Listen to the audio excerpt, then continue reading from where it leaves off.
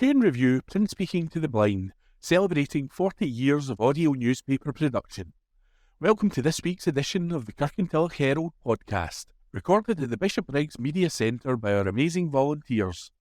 You can get in touch with us via Facebook, Twitter or Instagram using @QuenReview.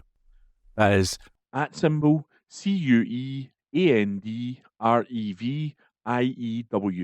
You can also contact us directly by emailing information@quenreview.com. That is INFORMATION @CuendReview.com, or by calling 0141 772 3976. That's 0141 772 3976. This week's podcast, date Wednesday the 3rd of April 2024, is read to you by volunteers Corey, Hunter, Ian, Rebecca and Philip.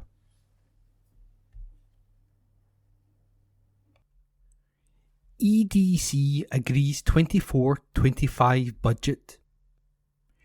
East Dunbartonshire Council agreed its revenue budget for 2024-25, with a revised 30-year capital investment plan also agreed. Council leader Gordon Lowe spoke of the measures taken to balance the books for the coming financial year against the backdrop of continuing financial challenges facing local government and the wider public sector across the UK. He said, "There is no doubt that setting the council budget is an unenviable task, with our funding position remaining phenomenally challenged. The role of our workforce has been central in terms of realising every possible saving, and we continue to transform our services to ensure they are as efficient as possible. Fundamentally, we will do everything we can to protect the vital frontline services to our communities and to protect the jobs and the livelihoods of our workforce." Prior to the final decision, the estimated council budget for 2024-25 was just over £339.5 million, with income forecast at just over £328.9 million. Significant work undertaken in the budget planning process revised the final funding gap for the year ahead to £9.253 million. Councillor Lowe outlined the approach, adding, "Firstly, I need to acknowledge and commend the significant efforts of council officers in identifying in excess of £2.4 million in management and operational efficiencies to narrow the funding gap.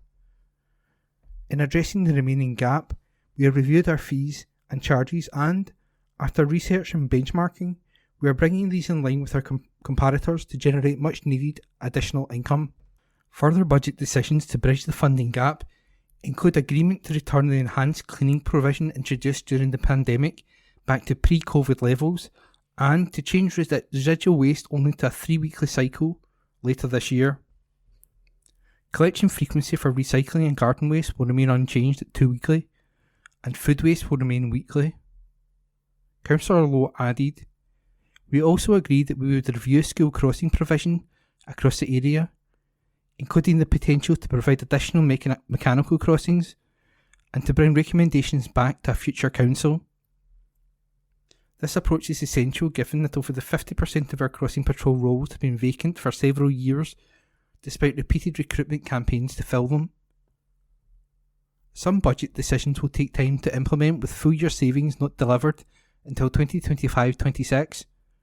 Therefore, it has been deemed prudent for the remaining in-year shortfall of £1.8 million in 2024-25 to be underwritten by reserves as a one-off cost." The revised 30-year capital investment plan was also agreed by Council. Councillor Lowe explained the approach, saying, "With the ongoing challenging borrowing situation of high interest rates combined with exorbitant build costs, we've agreed to progress our current capital projects through the pre-construction phase, which will allow officers to present more accurate projected build costs to Council for decision prior to entering into construction contracts. Projects progressing through the capital programme in the new financial year include Twecker Outdoor Pursuit Centre, Replacement Lindsay Academy, New Hilton Recycling Centre, Balmaldy Primary School, Campsie Memorial Hall Revitalisation Project, and works at Bearsdale and Mulgai primary schools. In addition, new plans will now be developed for the replacement Weston Primary. Councillor Lowe finished by saying, "There was agreement right across the council chamber that this is the most challenging budget we have had to set. The decisions we have taken will be difficult, and it is clear there will be further difficult decisions ahead."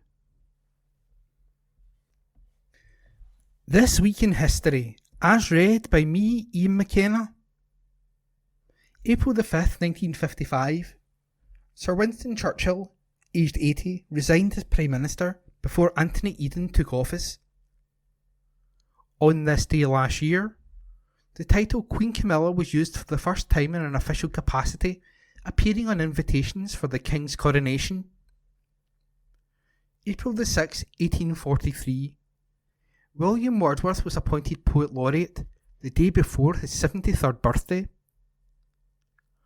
On this day last year, more than 1 million UK children were growing up in poverty under two-child benefits limit, according to a report by the Child Poverty Action Group. April the 7th, 1947. Death of Henry Ford, American motor car manufacturer. On this day last year, a woman gave birth to a miracle baby boy after having her ovaries removed as part of a life-saving cancer treatment. April the 8th, 1973. Death of Pablo Picasso, Spanish painter and sculptor who pioneered Cubism, aged 91. On this day last year, a grandfather who thought he was a victim of a scam after being told he was receiving a British Empire Medal said he felt privileged after being invited to the King's coronation. April the 9th, 1945. The USS Liberty exploded in Bari Harbour, Italy, killing 360 people. On this day last year, the King, the Queen Consort and senior royals gathered at Windsor Castle for the first Easter Sunday service of Charles's reign.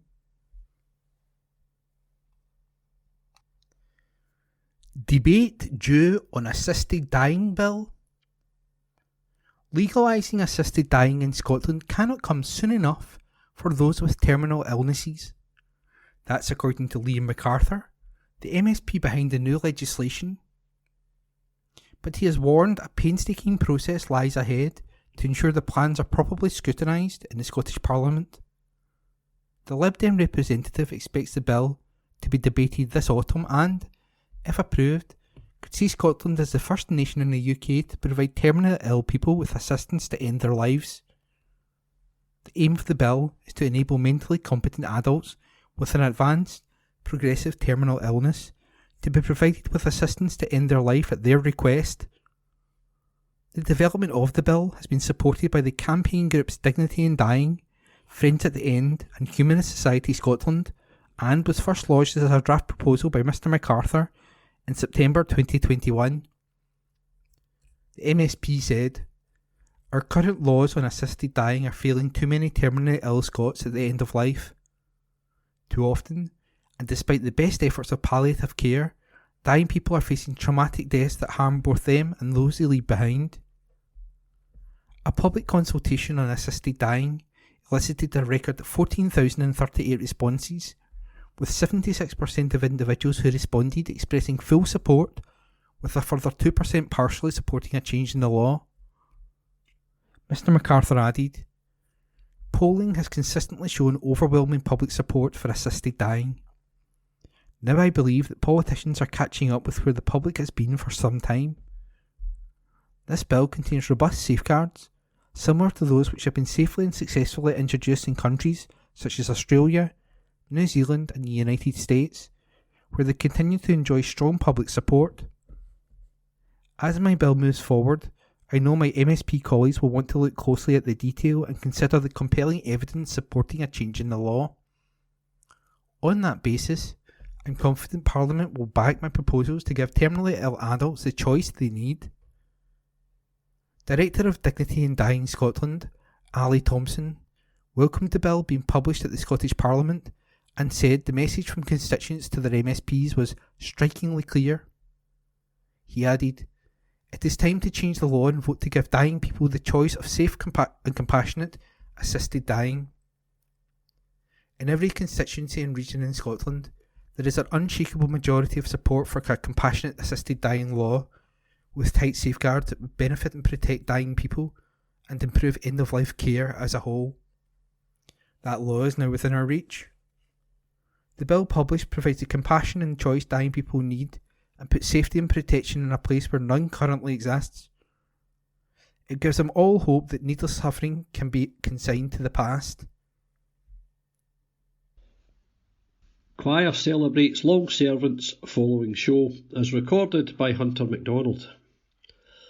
Two long-time servants of Kirkintilloch Male Voice Choir have been congratulated on their achievements.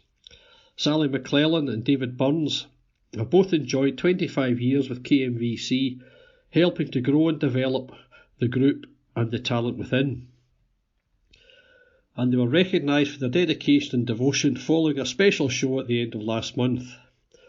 On March the 23rd, the KMVC, in a significant and notable year for the group, performed their 103rd annual choir concert at St Mary's Parish Church in Kirkintilloch. A fantastic evening of music and revelry, the show was followed by a special presentation to Sally and David.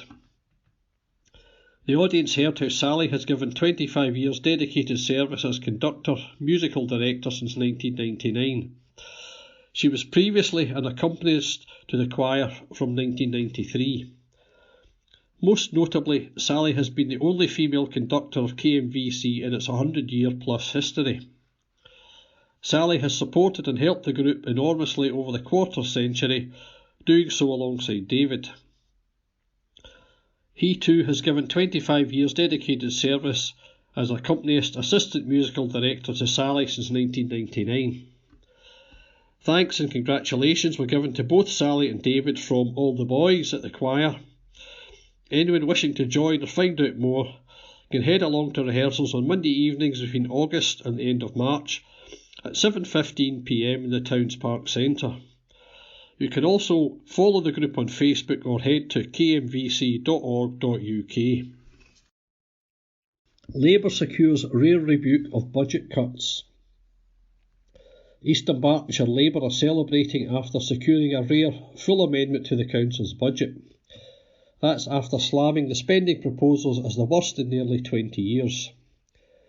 Labour proposed a host of changes and inclusions, which they say was incorporated in its entirety. Group leader Councillor Alan Moyer said future budgets were only going to get worse if there is no change in attitude to funding local communities and services. He told the Herald this was a cuts budget, full stop. No sugarcoating can disguise the horrendous decisions facing EDC. Choice has been removed from local government and it's a cuts programme driven from the centre. The Scottish Government has given complete lip service to local decision making. Some of the key points of the Labour amendment agreed by EDC recommended that Council express significant concerns over what they called the Scottish Government's lack of respect for local government. Agree that any interference in the democratic decision-making of councils by Scottish Government is entirely inappropriate. Confirm there will be no further council tax freezes imposed by Government. Recognise and agrees that single-year funding settlements is a short-sighted approach and not sustainable and limits councils' ability to plan for the longer term.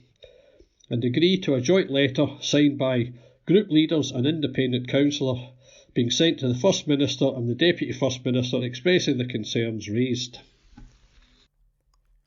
Allowance to help 1,500. Almost 1,500 people across East Dunbartonshire affected by a disability are to benefit from an approach rooted in dignity, fairness and respect. That's thanks to the Scottish Government's new Disability Living Allowance. And the Scottish Adult Disability Living Allowance is something Rona Mackay has backed, with those in need and eligible receiving 15 support payments. The new move means Social Security Scotland will provide support up to 1,438 people a year.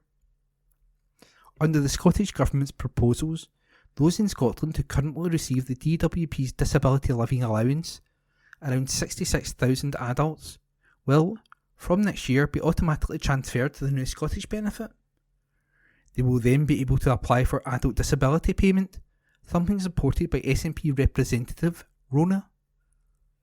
The Strathkelvin and Bearsden MSP told the Herald, since its inception, Social Security Scotland has set out to support those who need it most, with an approach rooted in dignity, fairness and respect, and I am pleased that more people in my constituency will benefit from this progressive approach.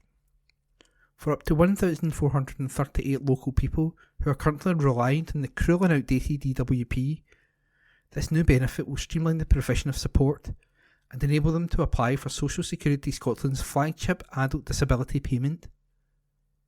This is just one of many examples of the progress that can be made when we have the power to make decisions in the best interest of Scots as we work to build a fairer, more prosperous country. The Scottish Government's Social Justice Secretary Shirley-Ann Somerville added, I'm pleased we can progress plans to bring forward legislation to create a Scottish Adult Disability Living Allowance and give people the opportunity to remain on this benefit for as long as they are eligible. You can find out more about the Scottish Adult Disability Living Allowance by heading to mygov.scot/adult-disability-payment. That's mygov.scot/adult-disability-payment.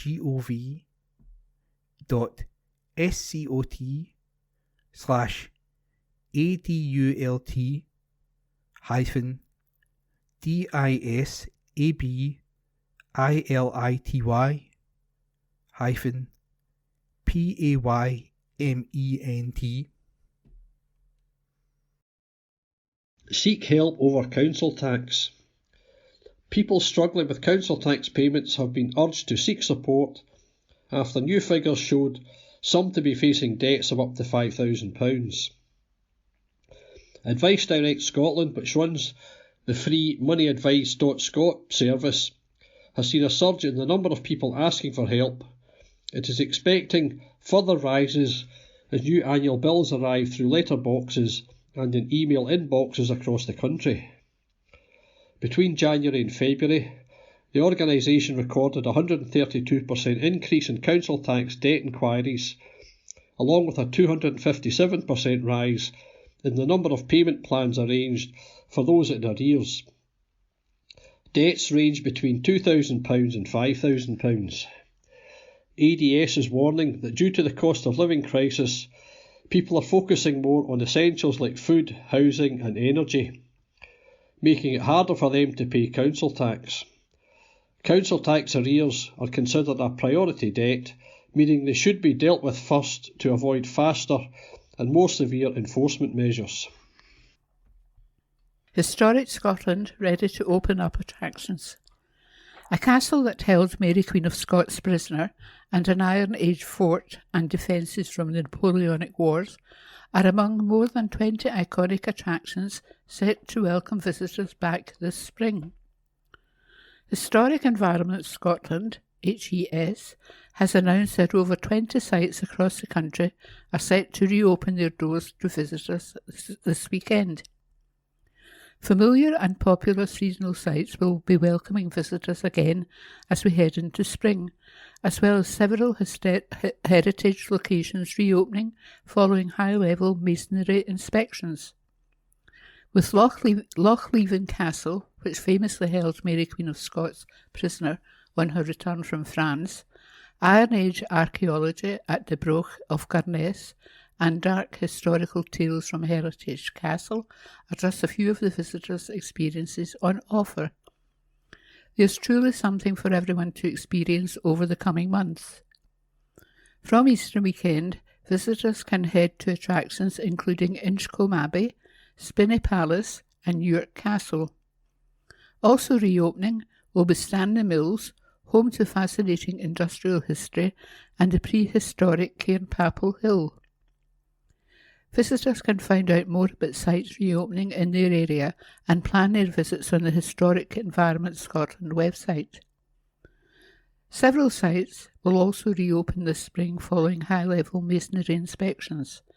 Access restrictions were put in place on some sites as a safety precaution, while HES introduced new measures to manage the impact of climate change on its heritage assets.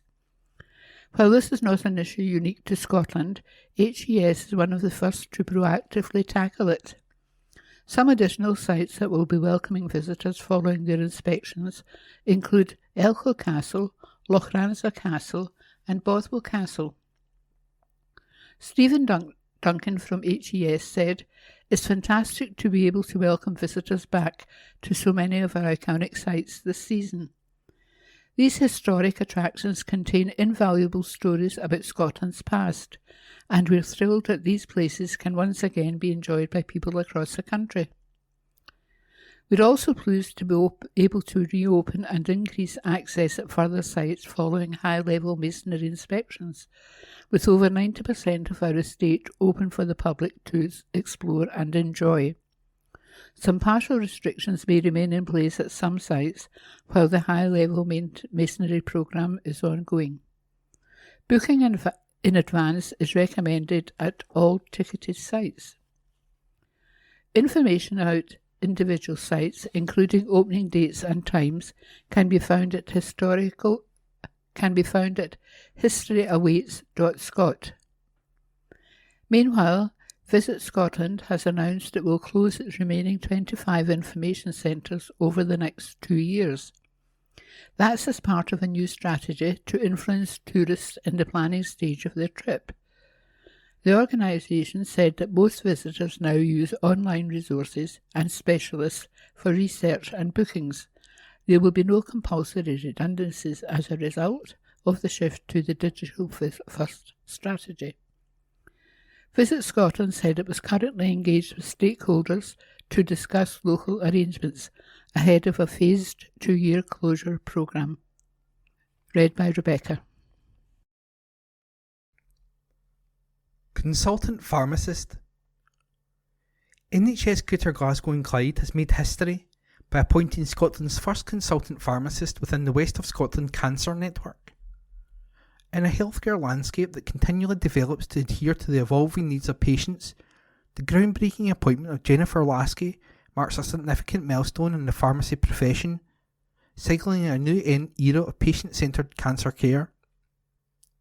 Jennifer will lead in delivering care and improvement across health and social care systems by helping drive innovation and delivering the full potential of pharmacy care. Jennifer's credentials as a consultant pharmacist, accredited by the Royal Pharmaceutical Society, provides assurance to patients and other healthcare professionals that she is practicing at the appropriate level while developing her expertise across the 4 pillars of clinical practice: leadership, education and research. Jennifer says she is committed to ensuring patients across community, primary and acute settings have access to the highest quality care, with her work focusing on driving improvement outcomes and survival rates. She said, "This appointment is a highly significant landmark for the pharmacy profession. Cancer remains an important health priority, affecting 1 in 2 people. With improving survival rates, an increasing number of people are living with cancer. Within my role, I am working across community, primary and acute care sectors to ensure that people in Scotland can access excellent cancer care now and in the future." The appointment of Scotland's first consultant pharmacist marks a significant landmark in pharmacy care and shows the commitment across the West of Scotland to delivering the highest quality and standard of patient-centred cancer care. Scotland's Chief Pharmaceutical Officer, Professor Alison Strath, said, "I'm delighted to approve the first consultant pharmacist post in Scotland. Cancer remains a national priority, and Jennifer will work within the wider disciplinary team to drive improvements in outcomes for cancer patients and lead system-wide service change." We're in the know on green. New research from energy supplier 100 Green has found Scots know more about green energy than any other country in the UK. The research, which tested over 2,000 people from across the UK in their knowledge of how green energy works, found 60% of Scots were able to identify All the answers correctly compared to a national average of 57%. The news comes just after an Energy Statistics for Scotland report revealed the country produced more renewable electricity than it consumed for the first time ever, with 113% of the country's electricity consumption coming from renewables in 2022. 100 Greens research also asked people how they feel about the current state of green energy and how likely they'd be to switch to a green energy tariff. Findings show 9 in 10 Scots want more public education on green energy, with over 4 in 5 saying the government should be doing more to help the implementation of widespread renewable energy across the UK. Scottish success story. Recycling rates at an all-time high. Scots are recycling more than ever before, according to new figures released by the Scottish Environment Protection Agency. The Scottish Waste from All Sources 2022 official statistics show that the nation's recycling rate has hit an all-time high. Scotland generated 10.16 million tonnes of waste, with 62.3% recycled in 2022, the highest recycling rate recorded since the start of the current series in 2011. The data also reflects an increase in the proportion of construction and demolition waste as the construction industry rebounded following the pandemic. Scots also continued to reduce their reliance on landfill, with 23.2% of all waste ending up in landfill for an all-time low figure of 2.30 million tonnes. Supporting the shift from landfill is a small but significant role played by energy from waste incineration facilities, which saw an 8.3% increase in waste being treated by incineration in 2022. Vicky White, SEPA Head of Materials, said, "The fact that Scots are recycling more than ever before is great news. With our highest recycling rate on record, the latest data not only shows we're recycling more and landfilling less, but also that Scottish businesses are continuing to respond to consumers who are continuing to call for less waste and greater resource efficiency. While it's clear there's more to do, this latest data is both encouraging and a key milestone on our journey to a more resource efficient, net zero economy. A key to driving Scotland's recycling performance is the construction and demolition sector, which saw a further recovery from the pandemic in the latest SEPA data. The sector has been boosted by innovation and investment by businesses such as Scottish specialist recycler Brewster Brothers, based in Livingston. It takes construction, demolition and excavation waste from the construction sector and recycles it before selling it back to the construction industry. The firm has invested in new capacity to meet market demand for high quality recycled aggregate products, with assistance from Scottish Enterprises Green Jobs Fund. Managing Director Scott Brewster said, "Scotland's construction sector recognises that recycling waste and reusing high quality recycled sand and gravel is not only the right thing to do environmentally and socially, but it makes sense economically too. A key to supporting Scotland's construction sector is modern, efficient and effective recycling infrastructure across Scotland. At Brewster Brothers, we are committed to that journey, investing in Scottish infrastructure that has diverted over 1.3 million tonnes of waste from landfill and produced about 1 million tonnes of recycled aggregate to date. It's a real Scottish success story that has plenty of capacity to grow further, given over a quarter of waste soils, excavation waste, still ends up in landfill." Beaches surveyed. The Marine Conservation Society has released its annual report, State of Our Beaches 2023. In Scotland, 3,200 volunteers took part in the charity's beach cleaning programme, collecting and recording all rubbish found on 100-metre stretches of beach. Single-use plastic items, such as bottle caps and lids, drinks bottles and packets, make up 3 of the top 5 items found on our beaches. Metal drinks cans were the 10th most common item. Catherine Gemmell, the Society's Scotland Conservation Officer, said, "Vital data collected by our volunteers shows the need to cut the amount of single-use plastic we use and curb sewage pollution."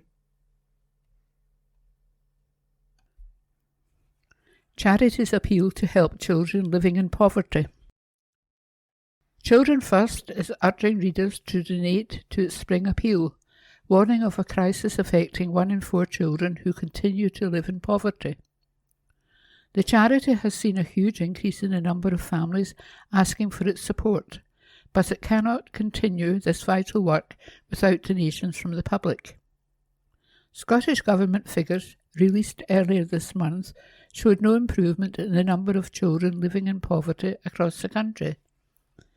The cost of living crisis continues to have a devastating impact on families supported by the charity, with some struggling to fill their cupboards with food or replace children's shoes when they become too tight. Mary Glasgow, Children's First Chief Executive, said, "Children are in crisis, with 1 in 4 children living in poverty and no sign of improvement. The lasting impact on their safety, health and opportunities could be devastating. Our dedicated teams are seeing a huge increase in families turning to us for help. With the cost of living crisis and cuts to public services, there is nowhere else for them to go. We want to be able to help every child whose family turns to us for support, but we urgently need the public support to be able to respond to the continued crisis." Children's First Financial Wellbeing Team works alongside the charities, children and families support workers across the country and helps families with budgeting, benefit checks and applications, charitable grants and debt management. Dedicated financial wellbeing advisors at Children's First have supported over 1,500 children since 2023, an increase of 92% from April 2022. They generated an extra £1.7 million to put back into families' pockets. This was achieved through unclaimed benefits, grants and budgeting since April 2023, doubling the amount generated in 2022 to 2023. In total, the Financial Wellbeing Service has supported 925 families since April 2023. The amount of debt being managed by the service on behalf of families has more than doubled over the last year, from over £325,000 in 2022-23 to over £813,000 since April 2023. To donate to the Children's First Spring Appeal, visit www.childrensfirst.org.uk/crisis. Shingles protection. Public Health Scotland is encouraging those eligible to get vaccinated and protect themselves from developing shingles. Shingles is caused by the same virus that causes chicken pox, which can become active again later in life. The vaccine helps build up immunity and reduces the risk of developing shingles by over 70%. This is especially important for older people, as the virus is more likely to become active again among them and can be more painful. Local health boards in Scotland have been inviting all those currently eligible by letter to come forward for their free shingles vaccination since January. Dr Sam Gebrehumit, PHS's Head of Immunisation and Vaccination, said, "Taking up the offer of the vaccine reduces your risk of experiencing long-term pain and being hospitalised. For more details, visit www.nhsinforum.scot/shingles. Bill aims to protect Scots from becoming homeless. New legislation which aims to keep people in their homes and help prevent homelessness has been published. The Housing Scotland Bill will introduce an ask and act duty on social landlords and bodies, such as health boards and the police, to ask about a person's housing situation and act to avoid them becoming homeless, wherever possible. It also reforms provision for people threatened with homelessness up to 6 months ahead and includes provisions for tenants experiencing domestic abuse.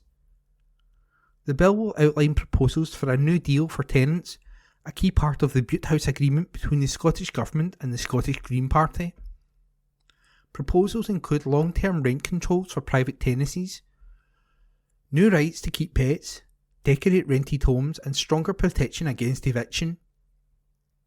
Housing Minister Paul McClellan and Tenants' Rights Minister Patrick Harvey will lead the bill's passage through Parliament.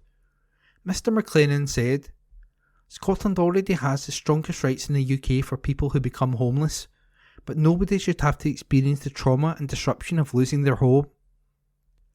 Early action, through the kinds of measures included in the housing bill, results in fewer people reaching the point of housing crisis. It also means people facing homelessness have more choice and control over where they live, helping them to maintain relationships in their community and stay in work." Mr Harvey added, "A fairer, well-regulated rented sector is good for both tenants and landlords. Tenants benefit from improved conditions, while good, responsible landlords will thrive when their good practice is recognised by regulation. Scotland has led the way across the UK in improving the experience of people who rent their homes, and this reform has been at a time of significant growth in the size of the private rented sector. Progressive reform can lead to better conditions and a healthy rented sector overall. I want to keep working with both tenants and landlords to achieve that goal." The Housing Scotland Bill was informed by 3 public consultations and will now be scrutinised by the Scottish Parliament. It has also been warmly welcomed by animal charities, as the bill will, for the first time, give renters the right to own a pet. Alice Palombo, Cats Protection Government Relations Officer for Scotland, said, "Renters will finally be given the right to own a pet, with an end to blanket no pet policies. People in rented housing pay significant amounts. It is only right they should be able to feel at home." Claire Wilson-Leary, Dogs Trust Public Affairs Manager, agreed, saying, "We welcome proposals within the bill that, if passed, will mean landlords cannot unreasonably refuse consent for private tenants to keep a pet. We will be engaging with the Scottish Government to clarify details of when it would be reasonable for landlords to refuse consent, to ensure tenants are not unjustly denied that right." A survey by Cats Protection and Dogs Trust found a lack of sufficient pet-friendly rented housing in Scotland, with only 22% of landlords allowing pets. Holyrood View, Celebrating the Achievements of Our Pupils and Teachers by Rona Mackay MSP. The dedication and achievements of teachers and pupils at schools in my constituency never fails to amaze me. Strathkelvin and Bearsden is truly blessed with some wonderful educational establishments. This month I visited 2, Lenzie Academy and St Ninians High School at Kirkintilloch, to congratulate them on their latest successes. It's been a great year so far for St Ninians, which also marks its 150th anniversary. Founded in 1874, it is one of the oldest state schools in Scotland and has a rich history of academic excellence. The icing on the anniversary cake, a Gold Sports Scotland School Sport Award and the prestigious UNICEF UK Gold Award, the highest accolade given by UNICEF UK. Definitely worth celebrating. I was delighted to put forward parliamentary motions to honour St Ninians' achievements and the achievements of an innovative group of pupils at Lenzie Academy. The pupils at Lenzie put their creative skills to good use to produce a video highlighting the valuable work of Families Outside, the only national charity working solely to support people with a family member in prison. The pupils' production was part of the Wood Foundation's Young Philanthropy Initiative, JPI, and they must be congratulated on their initiative. I'm sure all these pupils have great futures ahead of them, whatever career path they choose.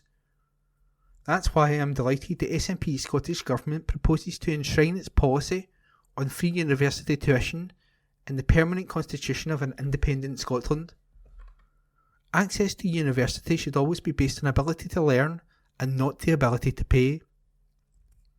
Other organisation at the forefront of helping others is the wonderful Deafblind Scotland, based in my constituency. I was delighted to hear a pilot project to extend free rail travel for the companions of deafblind people has been agreed by Transport Scotland as part of its Fair Fares review. This is an issue I have raised several times at the Scottish Parliament. Free travel for companions would open up a whole new world of freedom for deafblind people. If you need any assistance, please contact my team at 0141 776 1561. That's 0141 776 1561, or email rona.mackay.msp@parliament.scot. That's RONA.MACKEYIY@parliament.scot.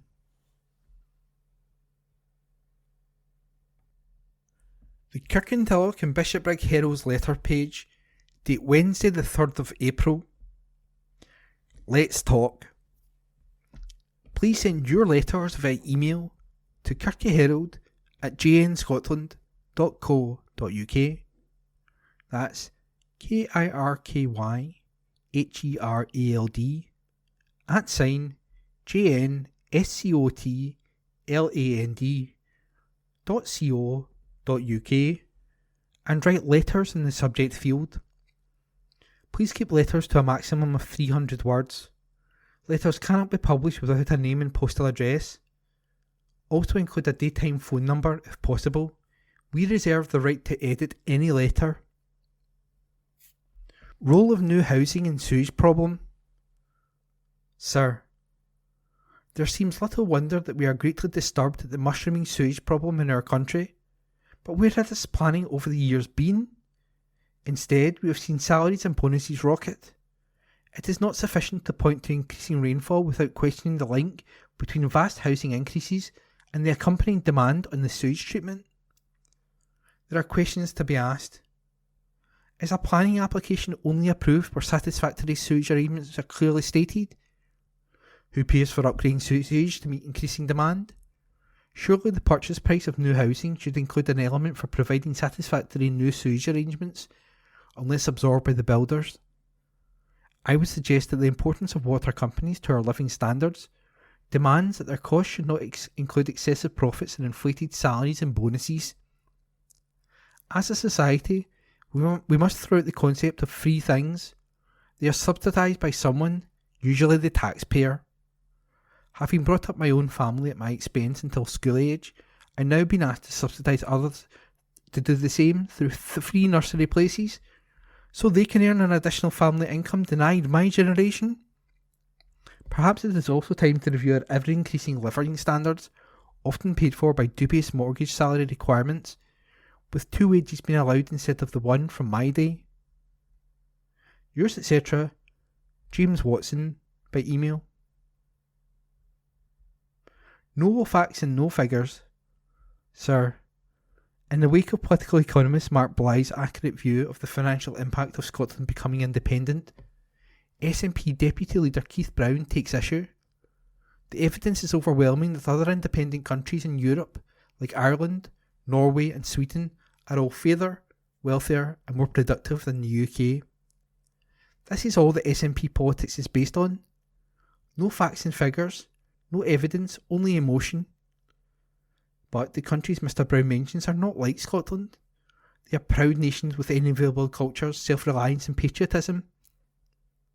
The SNP, with its strategy of division, blame, anger, hatred and its priority to destroy the United Kingdom, has ensured its politics has had the opposite effect in dividing its people and communities and destroying pride. It could all have been so different had SNP politicians acted on behalf of all Scots to create harmony and pride in their leaders.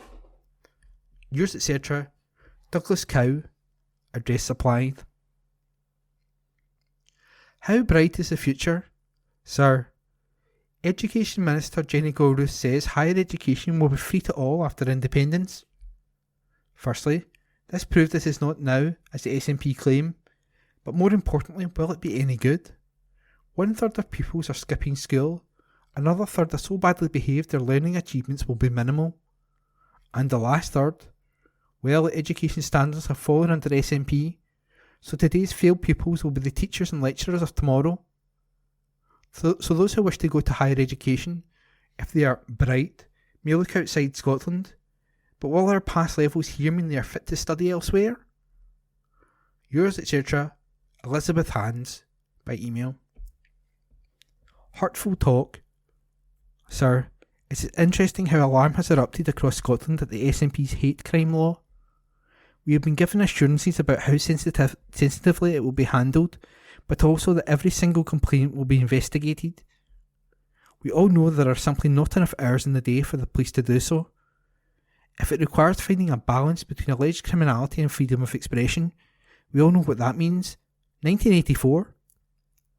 Anyone can and will complain about comments in the media, overhead on the bus, loose talk after an evening's drinking, etc. This country had free speech in my youth, but no more. How can we allow the SNP to destroy our freedoms in such a blatant way? This insane law means there will be no time for police to do their real job. It will be he said, she said.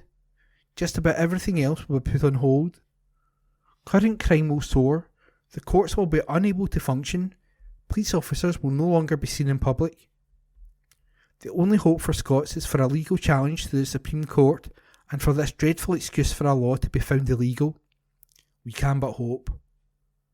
Yours, etc., Andrew H. N. Gray.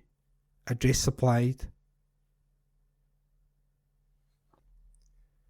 New technology is taking its toll. New technology and easy access to online shopping has already changed the face of high streets all across Scotland. Thanks to smartphones, maps, visitor attractions and recommendations are now readily available at our fingertips, which is also having a big impact on tourism. That was keenly felt last week when Visit Scotland announced it will be closing its network of information centres over the next 2 years.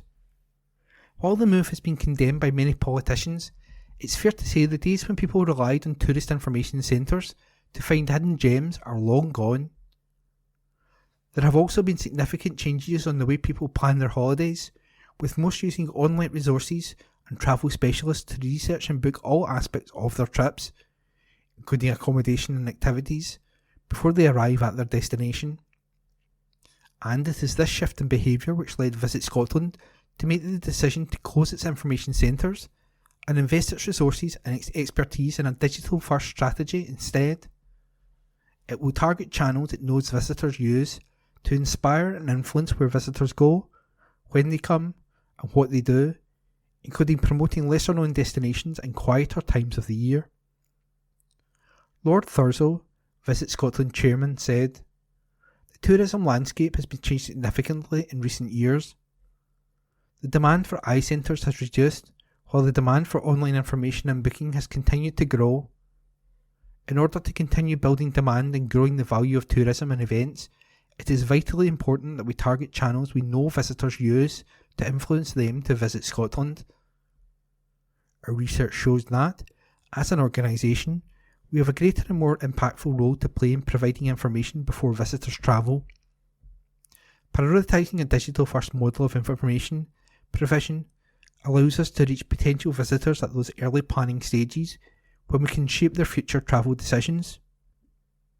Together with businesses and our partners, we want to build on success and ensure that, across all areas of our work, marketing, destination development, business advice, insights and events, we prioritise the activities that will deliver for our industry and for Scotland. By evolving our work in this way, we will be able to invest in the activities that will accelerate sustainable growth in the visitor economy, helping create jobs, sustain communities and attract investment for the future. It is hoped the new approach will help the National Tourism Organisation deliver its core purpose to drive the visitor economy and grow its value to Scotland by reaching more people and influencing visitors from key global markets. All Visit Scotland information centres, known as iCentres, will operate as usual until the end of September as part of a phased 2-year closure programme. Visit Scotland is currently engaging with stakeholders to discuss local arrangements. There are 25 centres the length and breadth of the country, stretching from Lerwick in the Shetlands to Jedburgh in the Borders. For more information, visit www.visitscotland.org.uk. www.visit.org. That's www.visitscotland.org. Good day to you. My name's Philip and I'm going to be reading the church news from the district news of the Kirkintilloch Herald. And there's not so many this week for some reason. Maybe churches have burnt out after a long Easter weekend. To Kirkintilloch first, to St Columba's Men's Club. St Columba's Men's Club of Kirkintilloch meets in the halls of St Columba's Church in Old Isle Road, and it is not necessary to be a church member to join. The club, which has been in existence for many years, provides a chance for men to spend a Monday evening in a very relaxed company and to participate in activities such as pool, snooker, carpet bowls, darts, table tennis and dominoes, or simply to sit and chat. The membership comes from not only Kirkintilloch, but also from Lenzie, Cumbernauld, Milton Campsie and Bearsden. All men are welcome. So there you have it, guys, a place to go on a Monday night. And staying in Kirkintilloch, we're going to the Church of God, Regent Hall is in Regent Street. There will be a friendship tea service at 4 p.m. The service will be conducted by John Black from Greenock. Refreshments will be served after a service. A warm welcome to everyone who is able to attend. Every Wednesday, our coffee corner is open from noon till 2 p.m. for home baking and coffee. Join our friends and neighbours for a chat over a coffee, and I'm sure there'll be tea as well. And for up-to-date and further information on our services, visit the website, all the W's, regenthall.org. And the quote scripture here, Jesus said, "What good is it for someone to gain the whole world, yet forfeit their soul?" That's from Mark 8. And now we move to Lenzie Union Parish Church. Sunday services at 11 a.m. will be led by the Reverend Dan Carmichael. A live stream of the service is available on YouTube via our website. The meeting place opens for tea and coffee and home baking every Wednesday, 10 till noon, in the new hall. Everyone from the very young to the very young at heart are all welcome to attend. We also have a good selection of greeting cards and second-hand books for sale. D Cafe, that's for dementia group, who meet on Monday, April the 8th at 1:30 to 3 p.m. in the new hall. Information, entertainment, and a time to relax and chat for those living with dementia. Bring a friend or a carer, or pop along yourself. The coffee pot opens again on Friday, April the 12th from 10 a.m. to noon in the new hall for teas, coffee and chat. And the youth cafe begins again on Thursday, April the 18th at 3:45 after the Easter break. Staying in Lenzie, we're going to Lenzie Old Parish Church. Sunday worship begins in the church at 11 a.m. A creche is available for children under 3. Time out, Mondays 7:45 p.m. in the church hall. A social evening for ladies. Come and sing at 1:15 p.m. to 2:45 p.m. Tuesday, April the 2nd. The dementia-friendly singing group meets in the church hall. A warm welcome awaits all, and of course a cuppa with some delicious home baking. Please feel free to come and sing. The quilt and craft group meet every Wednesday, 10 a.m. to 12 noon in the session room. And Scottish country dancing is on every Thursday at 7:15 p.m. to 9:30. Come along for fun, fitness and friendship. You'll be made very welcome, and I'm sure they do there at the old parish in Lenzie. And now we move to Bishopbriggs, St James Church, Hilton Road, Bishopbriggs, and the rector there, the minister, Canon Paul Watson. And you can contact him on Glasgow 230 40 80. There is a communion service on Thursday, April the 4th at 11 a.m. and on Sunday, April the 7th at 9 a.m. in the chapel and at 10:30 a.m. in the church with hymns. Everyone is welcome to come along and do any of these services. Do stay on if you wish for tea and coffee and fellowship afterwards. On Sunday, April the 7th, from 3 to 4 p.m, there is a session of crafty kids with an Easter and spring theme in the hall. All families are very welcome to come along and enjoy activities together. On Sunday evening at 7 p.m. till 8, there is a journey event called Seeking God, Beyond Language, Knowledge, Limits. There will also be an engaging and creative evening on Tuesday, April the 9th at 1 p.m. did I say evening? No, it's not evening. At 1 p.m. in the afternoon, there is a Tuesday Club, lunch with a talk by Professor James Parrott, retired from Strathclyde University. The title of his talk will be Faith Over a Lifetime. Part 2, do you feel to come along? And there's a £3 donation at the door. You will be most welcome to join us. There is also other virtual services and groups for up-to-date information. Check out their website or their Facebook, James L.S. Bishopbriggs, and also the website allwsjamesbishopbriggs.org.uk. And we're in Kirkintilloch to Home Church, which you probably know is in Lamanure Road in Kirkintilloch. And also they have a sister church in the East End of Glasgow in Carmyle and online. A church is for all ages. In his mercy, he has given us new birth into a living hope through the resurrection of Jesus Christ. And you find that in 1 Peter. Sunday, April the 7th, the 9:30 a.m. worship service with communion followed by refreshments. And then at 11:30, another worship service with communion followed by refreshments again. A warm welcome awaits you at either service, which will be identical. So that means if you attend one, you don't have to attend the other. And I'm sure you'll be made most welcome. I've been to Home Church and they're a great bunch there, led by Dave. So that's the home service there. There's also one in Carmyle at 10 a.m. House groups will meet on Tuesdays. Bible study on Zoom Wednesdays, which is now called the Boiler Room, is in the church at 7:15 p.m, except the last Wednesday in the month, which will be a prayer meeting, and in all other social media platforms. And they were off all for Easter, but they're going to be back on again. And the youth group meets on Fridays at 7:30 p.m. And then if you can't get out and you want to listen to good Christian music, then check out Home Radio, which is based from the church. And you can check all that out on Facebook, Instagram and Home Church website for the latest information for Carmyle and Kirkintilloch. And if you like the sound of my voice, I'm on Home Radio Monday nights at 8 p.m. Check me out. And then we move to Bishopbriggs to Cawdor Parish Church, beside the canal. For full details, see our website, allwscawdorchurch.org. We look forward to welcoming you this coming Sunday to our Easter Sunday morning.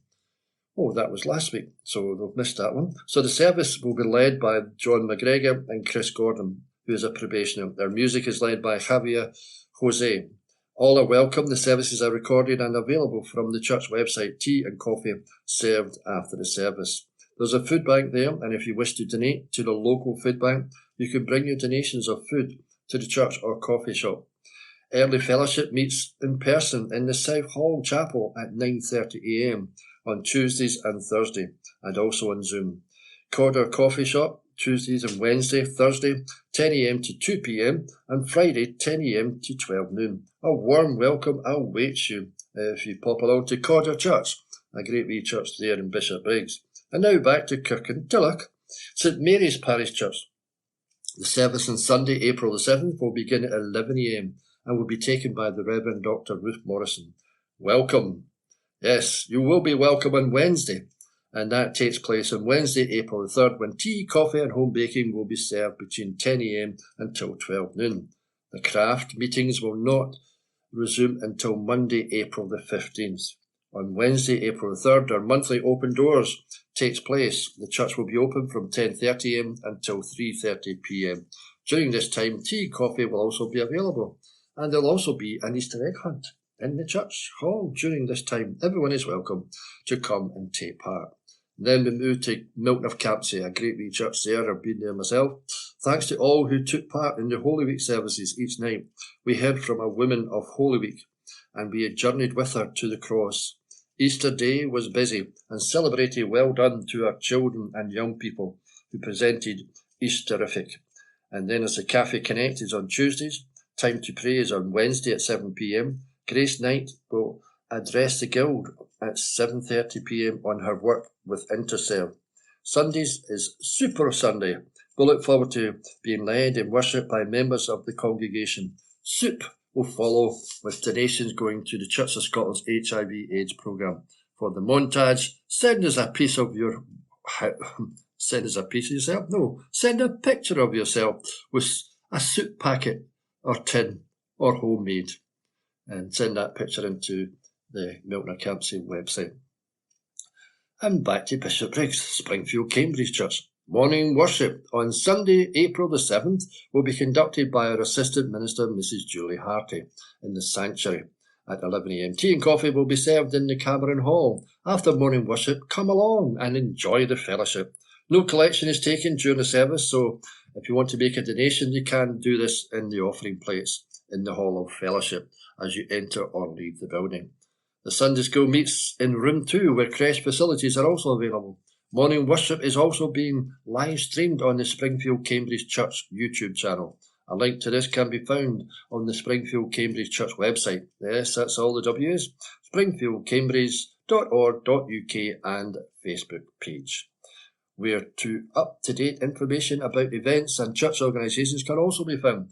There will be a vestry on Wednesday, April the 3rd from 10 to 11 a.m. for anyone, yes, that's anyone who would like to speak to the minister. There will be a short weekly service of worship in the Springfield Chapel on Wednesday, April the 3rd from 11:10 to 11:30, followed by tea and coffee in the Hall of Fellowship. On Sunday, April the 7th, that is, tickets for the Taylor Fashions evening on Friday, April the 12th will be priced £6 and will be available at the church in the Hall of Fellowship from fundraising group members. And if you don't know who they are, and I don't know who they are, then ask someone, and I'm sure they'll point you in the right direction. The latest edition of the church magazine, The Record, is now available online via their website. The Guild is inviting congregations to join them in supporting the Eastern Bartonshire Food Bank warehouse by bringing donations and leaving them in the cupboard in the cloakroom. And then just a short intimation from Kenmure Parish Church. You're welcome to join them in both church and on our YouTube channel. Teas and coffees and a time of fellowship follows at the end of the church service. And visit their website, kenmurechurch.co.uk. And that's all the church news for this week. I hope you managed to get out to a church at Easter. If not, they're always open every Sunday, and all the other organisations, check out their websites or have someone help you check them out, because there's always good stuff going on. And also, I can tell you, you're guaranteed a good cup of tea and a wee biscuit, and if you're lucky, get some good homemade baking. So thank you for staying tuned with us here on Q Review and the church news from the Kirkintilloch Herald. God bless you. District News General, as published on 3rd of April. Inner Wheel celebrate 35 years. The Inner Wheel Club of Kirkintilloch recently celebrated 35 years of their club with a lunch attended by guests, founder members, former members and club members. Their guest speaker was Jane Walker MBE from Purple Community Fund, who raised funds to help young people in the poverty-stricken towns in the Philippines and give them an education. They make jewellery, purses, handbags and brooches from ring pulls which we help to collect. This is our international charity for this Inner Wheel year. The Inner Wheel Club members meet at Lenzie Golf Club on the second Tuesday of the month from September to June, 6:15 for 6:30 p.m. Heart of the Matter. Benefits of Artificial Intelligence, AI, by Dr. Frank Dunn. The Royal College of Physicians and Surgeons in Glasgow delivers an annual interactive cardiovascular conference. The organiser is a close colleague and gifted interventional cardiologist, Professor Haney Atiba, who in December will become president of the college. The inaugural meeting was held on St Valentine's Day in 2014, and many speakers mentioned songs containing the word heart. These included Take These Chains from My Heart and Anyone Who Had a Heart. It made for a most entertaining and informative day. The symposium this year was dominated by artificial intelligence, AI, which is well outside my comfort zone. At least now I know AI is not someone trying to be more clever than they are. As the day progressed, I found myself becoming more impressed by the potential benefits of AI in improving patient care, and for me, this is the bottom line. The keynote lecture was delivered by Dr. Elliot Topol, one of the USA's most distinguished and charismatic cardiologists. He spoke in measured tones about the potential for AI. He conceded that it could make errors, but added that in medicine, like everything else, there is also human error. He described the case of a young boy who had developed walking problems and was seen by a total of 17 doctors without any clear diagnosis emerging. The data was then put into a computer and AI came up with the correct diagnosis of occult spina bifida, a congenital lower spinal abnormality. Dr. Popo described this great time-saving potential of AI. This would facilitate many of the administrative tasks of healthcare deliverers. This time saving could be diverted to the patients. Interestingly enough, I have for long enough felt that the greatest gift we can give our patients is our time. If AI can indeed deliver efficiencies in our time, then I am all for it. Each section of the meeting had at the end a case study of a patient, and we all had to answer key questions regarding investigation and management. It was a bit like Fastest Finger from the Who Wants to Be a Millionaire. It certainly kept the audience on their toes, and I'm sure improved the levels of concentration. The talks, with one exception, were no longer than 20 minutes, and the speakers were made very aware that they could not exceed that time. We were determined to preserve the time available for questions. Shorter lectures like this often require more time and thought than longer ones. Condensing the message of the lecture will facilitate which key points the lecturer wants to get through. If the audience can remember 3 points from the lecture, then that is a good result. Mark Twain once said, "I didn't have the time to write a short letter, so I wrote a long one instead." On another topic, I had a lovely evening recently delivering a lecture on A.J. Cronin, Dr. Finlay's casebook, to the ladies section of Bishopbriggs Golf Club. It was a lively occasion complemented by superb home baking. The ladies were most generous in their donation to my designated charity, the Glasgow Hospital Broadcasting Service. I also gratefully received a doggy bag full of tasty cakes. Nobody missed the golf. My grateful thanks to Ellen Gibson and the ladies section. And that was The Heart of the Matter by Dr. Frank Dunn. Bike for Good. Cycling social enterprise Bike for Good hosted one of the first in a series of NSPCC workshops across the country at their premises in Finnieston, Glasgow, on March 6 as part of a new campaign that will help adults across the UK to play their part in keeping children safe. The hour-long training session was delivered to staff and volunteers at Bike for Good as part of the NSPCC's Listen Up, Speak Up campaign, which aims to inspire adults across the UK to support families and speak up if they are concerned that a child may be at risk of abuse.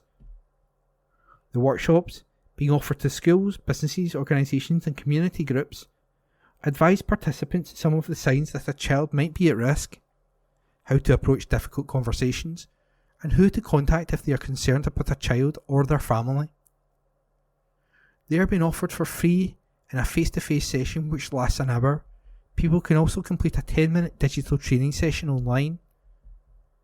Ewan Graham, local campaigns officer for Scotland, delivered the Bike for Good workshop and there's more planned throughout the year.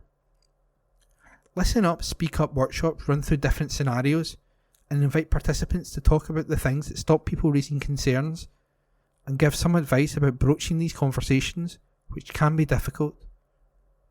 A series of follow-up emails to the online training will share more advice on how to listen and support children and families, and will introduce some helpful services and resources.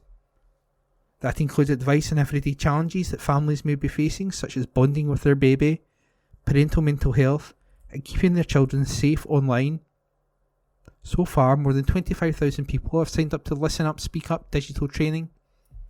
The charity is striving to reach 1 million people and organisations across the UK over the next 10 years, inspiring them to take actions in their community. To find out more and sign up for online training, visit www.nspcc.org.uk/SPAQUP. To host a workshop, email localcampaigns@nspcc.org.uk. That's LOCCELCAMPAIGNS@nspcc.org.uk. Sister Act the Musical. The producers of the 2023 Olivia-nominated production of the Sister Act the musical are delighted to announce that Coronation Street star Sue Cleaver will swap the Rovers for Rosary Beads as Mother Superior in the UK and Ireland tour. Sue joins the company in Brighton before playing King's Theatre Glasgow with performances from April the 29th to May the 4th. Further casting for the role will be announced in due course. Sue Cleaver said, "I'm thrilled to be stepping into the habit and joining the incredible company of Sister Act on tour. It's been over 30 years since I've been on stage, but theatre has always been my first love. A chance to take on a role like this feels like heaven." The cast also includes Landy Oshinowo as Dolores Van Cartier, Alfie Parker as Eddie Souther, and Ian Gareth Jones as Curtis Jackson, alongside Isabel Canning, Julie Stark, Philip Aaron, Wendy Lee Purdy, Callum Martin, Esme Lodat, Amber Kennedy, Joseph Connor, Keris Hine, Eloise Renette, and Sherry Linehan. Additional casting to be announced. Sue Cleaver is best known for playing Eileen Grimshaw in the long-running ITV soap Coronation Street, a role she has played for the last 23 years. Her work in Coronation Street has seen her win Favourite Female Soap Star at the TV Now Awards and Best Soap Actress at the TV Quick and TV Choice Awards, as well as being twice nominated for Most Popular Actress at the National Television Awards. Sue's extensive work in theatre has seen her perform at some of the country's most prestigious venues. Her many other television credits include City Central, Dinner Ladies, This Is Personal, The Hunt for the Yorkshire Ripper, Casualty, and most recently appeared in the hugely popular series I'm a Celebrity, Get Me Out of Here. Based on the iconic movie, the sparkling tribute to the universal power of friendship, sisterhood and music tells a hilarious story of the disco diva whose life takes a surprising turn when she witnesses a murder. Under protective custody, she's hidden in the one place she wouldn't be found, a convent. Tickets can be purchased at www.atgtickets.com/venues/kings-theatre-glasgow. That's www.atgtickets.com/venues/kings-theatre-glasgow.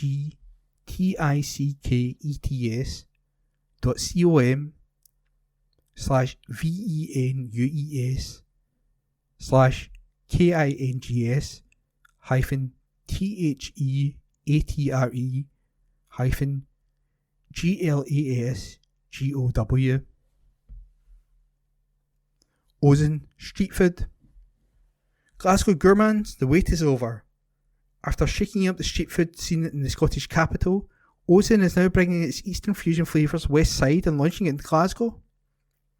Established in 2021, the Asian street food kings have built a cult following in Edinburgh, with press and influencers buzzing about their bao buns.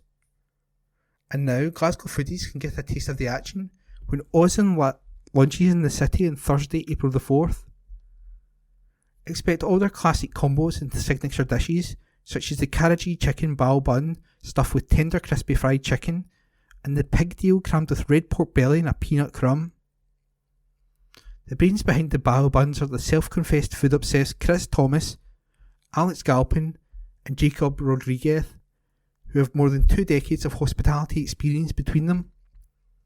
Their ultimate aim is to add a new dynamic to Glasgow's food scene and offer a contemporary take on Pan-Asian flavours. Speaking about the Glasgow launch, Chris said, "Glasgow has some fantastic food offerings, but we're here to take things to the next level. We see ourselves as street food disruptors, shaking and spicing up the dining scene with our unexpected combos, fresh flavours, and seriously good sauces." The full Ozen street food menu is available to view at www.ozenstreetfood.co.uk. That's www.ozenstreetfood.co.uk and order via Deliveroo from Thursday, April the 4th. Public notices. Planning notices. East Dunbartonshire Council public notices. the Eastern Bartonshire Council, the B8048 Waterside Road, temporary closure, Order 2024. On the 2nd of April 2024, the Eastern Bartonshire Council made the above named order under Section 14(1) of the Road Traffic Regulation Act 1984, as amended, which makes it unlawful for any person to drive or cause or permit to be driven any motor vehicle with the exception of emergency service vehicles, vehicles engaged in the works, and those vehicles requiring access to land and properties adjacent to the closed section of road when it is safe and practical to do so, on Waterside Road, Kirkintilloch, between its junctions with Drumgrew Roundabout and Langmuir Road, by reason of works being executed on or near this road. This order will operate from 8 a.m. on Sunday the 14th of April until 6 p.m. on Sunday the 21st of April 2024. Alternative route. The alternative routes will be by way of the B8048 Waterside Road, the A806 Initiative Road, the A803 Glasgow Road and Kilsyth Road in Kirkintilloch, the A803 Glasgow Road in Kilsyth, the B802 Airdrie Road, Howe Road and Auchenstray Road, and the B8048, and these routes will be signposted. Karen Donnelly, Chief Solicitor and Monitoring Officer, Legal and Regulatory Services, Eastern Bartonshire Council Headquarters, 12 Strathkelvin Place, Kirkintilloch, G66 1TJ. Rossvale on the verge of going up. An article written by Brian Yule and read by me, Corey. 3 years ago, Rossvale women were formed, while socially distancing in the car park at Hunters Hill. Now they are just 1 point from gaining promotion to the SWPL2.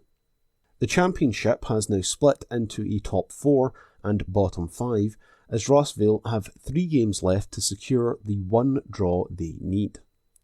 They will be aiming to wrap up the title when they host East Fife on Sunday, before travelling to Ayr United a week later and then finishing the season at Inverness Cally Thistle on April 28th.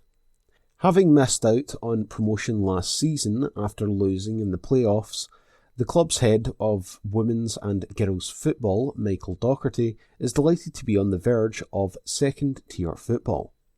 He said, "It is incredible how far we've come in just 3 years.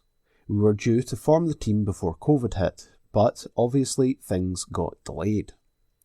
I remember standing in a car park at Hunters Hill, and us having to yell at each other due to social distancing.